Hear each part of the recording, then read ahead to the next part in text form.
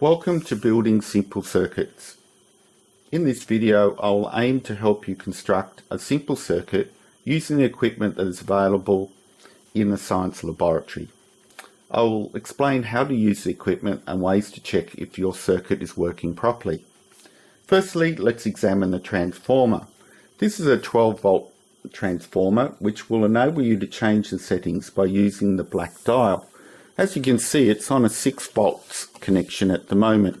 It can go to 4 to 2 volts, up to 8 and up to 12. Final setting. The transformer takes the 240 volts main voltage and transforms it into much safer lower voltages so we can construct circuits safely. It works in a very similar way to a computer transformer used at your home to charge your computer at lower voltages than a normal household voltage. There are two sets of connections at the front of the transformer. You have the red connection and the black connection, which goes with DC current, and which we call direct current. And we also have another two that go together, which is AC connections or alternating current, and those shown here in blue. For most of your circuits, you'll probably want to use DC only. This means wires will go into the red and black sockets only. The transformer also has a circuit breaker inside it, so if you build a circuit incorrectly and cause the transformer to get hot, it will shut the electricity or current off for a period of time. Once the transformer is cooled, it will allow electricity to flow again. So the circuit breaker is inside here. It's here for when the transformer gets hot, where your actual circuit may not be correct, and so it will shut it off, and you'll find that you'll have here overload. It will show the color will become red, and you won't be able to use the transformer for a period of time. If I turn the back of the transformer on, and I'll just show you, it has a switch here, an on button. If you turn that on, then that allows electricity to go in the transformer and it's all ready to be used. To build a circuit, you need wires and devices. In this case, we're going to build a circuit with 2 bulbs, a switch, and 4 wires. As you can see, we have 2 types of wires. We have an alligator type wire connection, which looks like an alligator and has a really strong grip. And then we have on the other side here, we have a pin connection, which is used for this sort of socket arrangement that you have on a transformer.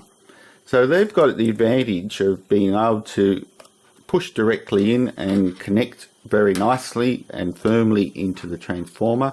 And you have the alligator clips here, which can connect onto other devices. The different color of the wire makes no difference to their ability to carry electricity.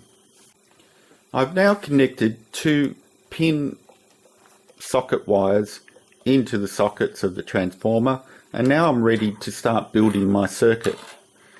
As you can see that I've got 2 light globes, and these globes have a connection as shown, where you can move the globe from the inner workings of the holder. You can screw that back on into the connector, and you've got your light globe connections. So the alligator clips can move onto that connection, and now we're starting to build a circuit. However, I'm going to introduce the switch. The switch here is a device that can also help you control what's going on in the circuit. It is an on-off switch. If you press down here firmly, electricity will be able to flow from here to here in the switch. And if you turn it upside down, you can see the type of connections that we've got. So electricity comes in this point, which is that connection, as you can see. Then it moves through here, down into here, into there, and that enables you for the electricity then to flow to the rest of the devices. So usually in the simple circuit we're going to make, the switch is could be placed anywhere, and if it is in the up position, as you can see, the electricity won't flow, especially when it's connected into the circuit. But usually in our circuits, we have the switch at the early beginning point, because depending on circuits, certain circuits, you may not be able to turn the electricity off unless you have the switch in the right position.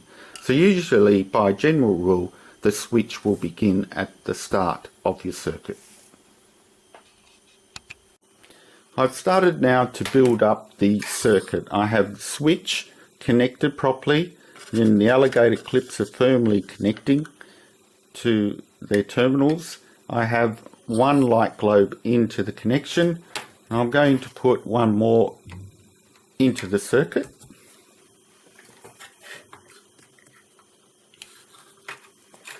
And finally the last alligator clip to connect.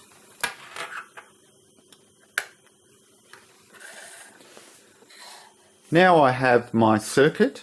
I have 4 wires connected, 1, 2, 3, 4.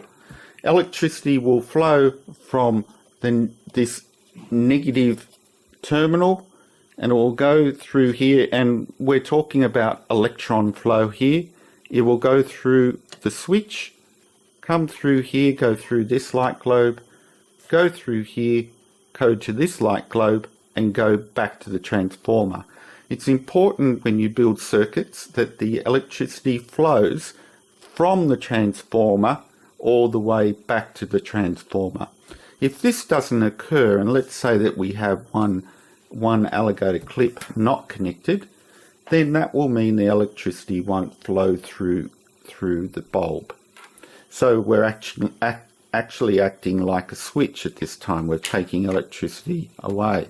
It won't be able to go through the alligator clip. So if we go back to our switch here, if we push the switch down, we've got electricity flowing through it. Take the switch off, in off position, no more electricity will flow.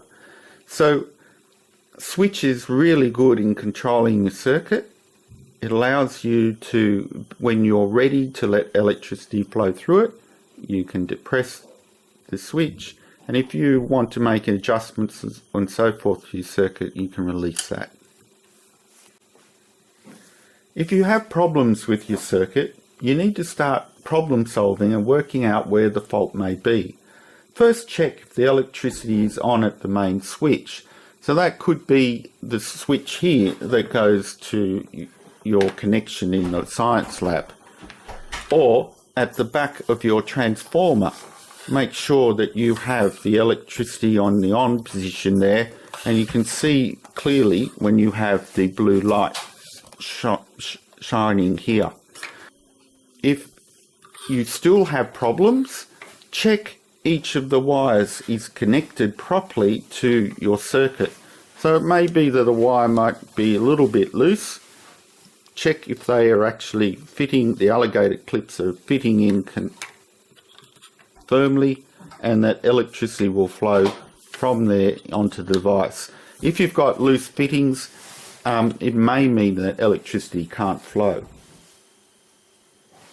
It could also be, if you work your problem solving abilities to work out what the fault may be, it may be that the globe here might be at fault. It could have blown, or it could be just faulty. In that case, you'll need to replace the bulbs and see if that makes any difference. And make sure that you just don't over tighten them as you're turning them back, but they are sitting nicely in their bulb holder and nice and firm.